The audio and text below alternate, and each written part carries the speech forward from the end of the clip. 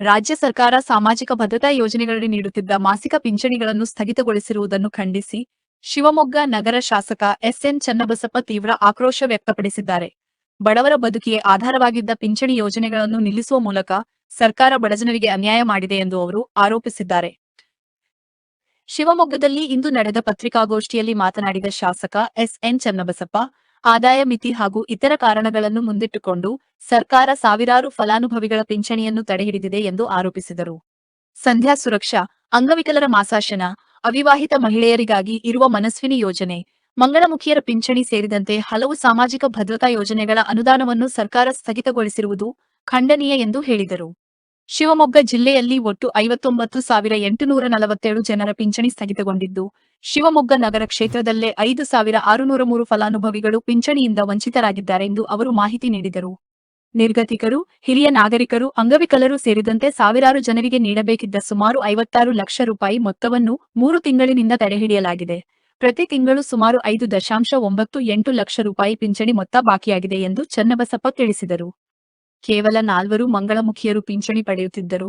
ಅವರ ಮಾಸಾಶನವನ್ನು ನಿಲ್ಲಿಸಿರುವುದು ಸರ್ಕಾರದ ಮಾನವೀಯತೆಯ ಕೊರತೆಯನ್ನು ತೋರಿಸುತ್ತದೆ ಎಂದು ಅವರು ಟೀಕಿಸಿದರು. ಬಡವರ ಬದುಕಿಗೆ ಆಧಾರವಾಗಿರುವ ಪಿಂಚಣಿಯನ್ನು ಸರ್ಕಾರ ಕೂಡಲೇ ಮರುಪ್ರಾರಂಭಿಸಬೇಕು. ಶಾಸಕ ಎಸ್ಎನ್ ಚನ್ನಬಸಪ್ಪ, ಸಾಮಾಜಿಕ ಭದ್ರತಾ ಯೋಜನೆಗಳ ಸ್ಥಗಿತದಿಂದ ಸಾವಿರಾರು ಫಲಾನುಭವಿಗಳು ಸಂಕಷ್ಟಕ್ಕೆ ಸಿಲುಕಿದ್ದು, ಸರ್ಕಾರ ತಕ್ಷಣ ಕ್ರಮ ಕೈಗೊಂಡು ಬಾಕಿ ಪಿಂಚಣಿ ಬಿಡುಗಡೆ ಮಾಡಬೇಕೆಂದು ಶಾಸಕ ಚನ್ನಬಸಪ್ಪ ಆಗ್ರಹಿಸಿದ್ದಾರೆ. ಸಾಮಾಜಿಕವಾಗಿ ಬದುಕಬೇಕಾದಂಥ ಅಶಕ್ತರಾಗಿರುವಂಥ ವ್ಯಕ್ತಿಗಳಿಗೆ ಕೊಡಬೇಕಾದಂಥ ಸಂಗತಿಗಳು ನೋಡಿ. ಇಂದಿನ ಬಿಜೆಪಿ ಸರ್ಕಾರದ ಅವಧಿ ಒಳಗಡೆ ನವೋದಯ ಎಂಬ ಮೊಬೈಲ್ ಆ್ಯಪ್ ಮೂಲಕ ಕಂದಾಯ ಇಲಾಖೆ ಅಧಿಕಾರಿಗಳ ಮೂಲಕ ಮನೆ ಬಾಗಿಲಿಗೆ ಮಾಸಾಶನ ಯೋಜನೆ ಜಾರಿಗೆ ತಂದಂಥದ್ದು ಅಶೋಕ್ ಅವರ ನೇತೃತ್ವದಲ್ಲಿ ಅವತ್ತಿದ್ದಂಥ ಭಾರತೀಯ ಜನತಾ ಪಾರ್ಟಿ ನೇತೃತ್ವ ಸರ್ಕಾರ ಅದನ್ನು ಕೈ ಬಿಟ್ಬಿಟ್ರು. ಅದ್ರ ಪರಿಣಾಮ ಪ್ರತಿ ತಿಂಗಳು ಮಾಸಾಶನ ಕೊಡ್ತಾ ಇರುವಂಥ ವ್ಯಕ್ತಿಗಳಿಗೆ ಇವತ್ತು ಕೂಡ ಮಾಸಾಶನ ಕೈಗೆ ಸಿಗದೆ ಇರುವಂಥ ರೀತಿ ಒಳಗಡೆ ಅದನ್ನು ತೆಗೆದುಹಾಕಿರುವಂಥ ಕ್ರಮ ಇದೆಯಲ್ಲ, ನಮಗೆ ಗೊತ್ತಾಗಿದ್ದು 10 ಜನ ಇಲ್ಲಿಗೆ ಬಂದರು. ನಾನು ಮಾಸಾಶನ ಯಾವುದು ನಿಲ್ಲಿಸಲ್ಲ ಅಂತ ನಮ್ಮ ತಲೆಗಳಲ್ಲೂ ಇತ್ತು. ಹಾಗಾಗಿ ಇಲ್ಲಾಂದ್ರೆ ಇಷ್ಟೊತ್ತಿ ಸೆಷನ್ನಲ್ಲಿ ಹೋದ ಬಾರಿ ಸೆಷನ್ ರಿಕ್ವೆಸ್ಟ್ ಮಾಡಿದಾಗಲೇ ನಂಗೆ ಗೊತ್ತಾಗಿದ್ದು. ಜನಗಳು ಬಂದಂಥ ಪರಿಣಾಮ ಇದ್ರ ಬಗ್ಗೆ ಯೋಚನೆ ಮಾಡಿದ್ವಿ, ಸೆಷನಲ್ಲಿ ಕೇಳಿದ್ವಿ. ಅದಕ್ಕೆ ಸರಿಯಾದಂಥ ಉತ್ತರ ನಮಗೆ ಅಲ್ಲಿ ಇನ್ನೂ ಬರಲಿಲ್ಲ. ಅವತ್ತು ಬೇರೆ ಬೇರೆ ಕಾರಣಗಳ ಪರಿಸ್ಥಿತಿ ವಿಕೋಪಕ್ಕೆ ಹೋದಂಥ ಪರಿಣಾಮ ಅವತ್ತು ಶಿಕಾರಿಪುರ ತಾಲೂಕಿನಲ್ಲಿ 13,277 ಜನಕ್ಕೆ ಕೊಡ್ತಾ ಇಲ್ಲ.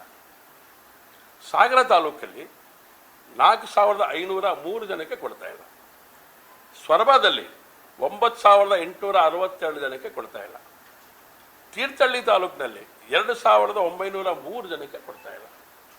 ಇನ್ನು ಹೊಸನಗರ ತಾಲೂಕು 3,222 ಜನಕ್ಕೆ ಕೊಡ್ತಾ ಇಲ್ಲ. ಒಟ್ಟಾರೆ ನಮ್ಮ ಜಿಲ್ಲೆನಲ್ಲಿ ಶಿವಮೊಗ್ಗ ಜಿಲ್ಲೆ ಒಂದರಲ್ಲೇ 59,847 ಜನಕ್ಕೆ ಪಿಂಚಣಿ ಇವತ್ತು ನಿಲ್ತಿದೆ. ಶಿವಮೊಗ್ಗ ಜಿಲ್ಲೆ ಒಂದರಲ್ಲಿ. ರಾಜ್ಯದ ಪರಿಸ್ಥಿತಿ ಯೋಚನೆ ಮಾಡಿದ್ರೆ ಎಲ್ಲಿಗೆ ಹೋಗಿ ನಿಲ್ಲುತ್ತೆ? ಲಕ್ಷಾಂತರ ಜನಕ್ಕೆ ಈ ಥರದ ಪರಿಸ್ಥಿತಿ ಅನ್ಯಾಯ ಆಗಿರುವಂಥದ್ದು ಕಾಣುತ್ತೆ ನಮಗೆ. ಸೊ ಹಾಗಾಗಿ ಇದನ್ನ ಗಂಭೀರವಾಗಿ ಯೋಚನೆ ಮಾಡುವಂಥದ್ದು ಅಗತ್ಯ ಇದೆ ಅಂತೇಳಿ ಶಿವಮೊಗ್ಗ ನಗರ ಒಂದದ್ದೇ ನಿಮಗೆ ಅಂಕಿಅಂಶ ಕೊಡ್ಲಿಕ್ಕೆ ಇಷ್ಟಪಡ್ತೇನೆ ನಾನು. ನಿರ್ಗತಿಕ ವಿಧವಾ ಪಿಂಚಣಿ ಯಾವ್ಯಾವ ಪಿಂಚಣಿಗಳು ಬರುತ್ತೆ ಅಂತೇಳಿ. ನಿರ್ಗತಿಕ ವಿಧವಾ ಪಿಂಚಣಿ 1,907 ಜನಕ್ಕೆ ನಿಂತೋಗಿದೆ. ಸಂಧ್ಯಾ ಸುರಕ್ಷಾ ಪಿಂಚಣಿ 1,062 ಜನಕ್ಕೆ ನಿಂತೋಗಿದೆ. ಹಿರಿಯ ನಾಗರಿಕರ ಪಿಂಚಣಿ 1,781 ಜನಕ್ಕೆ ನಿಂತೋಗಿದೆ. ಅಂಗವಿಕಲ ಪೋಷಣಾ ಪಿಂಚಣಿ ಹ್ಯಾಂಡಿಕ್ಯಾಪ್ ಅವರಿಗೆ ಪೋಷಣೆ ಮಾಡಲಿಕ್ಕೋಸ್ಕರ ಒಂದಷ್ಟು ಯೋಚನೆ ಮಾಡಿತ್ತು, 708 ಜನಕ್ಕೆ ನಿಂತೋಗಿದೆ.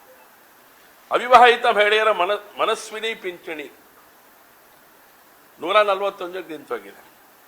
ತೃತೀಯ ಲಿಂಗಗಳಿಗೆ ಸಂಬಂಧಪಟ್ಟಂತೆ ಮೈತ್ರಿ ಪಿಂಚಣಿ 4 ಜನಕ್ಕೆ ಕೊಡಬೇಕು, ನಿಂತಿದೆ. ಯೋಚನೆ ಮಾಡಿ 4 ಜನಕ್ಕೆ. ನಗರದಲ್ಲಿ ಒಟ್ಟು ರದ್ದಾಗಿರುವಂಥ ಪಿಂಚಣಿಗಳ ಸಂಖ್ಯೆ 5,603.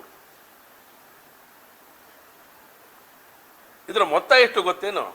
ಇಡೀ ಜಿಲ್ಲೆದು ಮೊತ್ತ 5,98,047 ರೂಪಾಯಿ ಹಣ ನಮಗೆ ಕೋಟಿಗಟ್ಟಲೆ ಯೋಚನೆ ಮಾಡ್ತಿರ್ಬೇಕಾದ್ರೆ ಸಣ್ಣದು ಅನಿಸ್ಬೋದು. ಆದರೆ ಯಾರಿಗೆ ಕೈ ಸೇರಬೇಕಲ್ಲ ಅವರಿಗೆ ಅದು ಲಕ್ಷಗಟ್ಟಲೆ ಹಣ.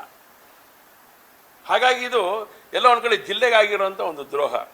ಹಾಗೆಯೇ ಶಿವಮೊಗ್ಗ ನಗರದಲ್ಲಿ 56 ಲಕ್ಷ ಮೊತ್ತದ ಪಿಂಚಣಿಗಳು 3 ತಿಂಗಳಿಂದ ಬಂದಿಲ್ಲ. ಇನ್ನು 3 ತಿಂಗಳಿಂದ ಕೊಡ್ತಾ ಇದ್ದವರಿಗೂ ಬರಲಿಲ್ಲ, ಹಿಂದೆ ನಿಲ್ಲಿಸಿದಂಥವರಿಗೂ ಬರ್ತಾ ಇಲ್ಲ. ಶಿವಮೊಗ್ಗ ನಗರ ಒಂದಕ್ಕೆ 56 ಲಕ್ಷ ರೂಪಾಯಿ ಪಿಂಚಣಿ ಕೊಡಬೇಕಾಗಿರೋಂಥದ್ದು. ಇದೆಲ್ಲ ಒಂದು ಕಡೆಗೆ ಬಡವರಿಗೆ ಮಾಡಿದಂಥ ದ್ರೋಹ ಅಂತೇಳಿ ನಾನು ಈ ಸಂದರ್ಭ ನಾನು ಹೇಳಲಿಕ್ಕೆ ಇಷ್ಟಪಡ್ತೇನೆ.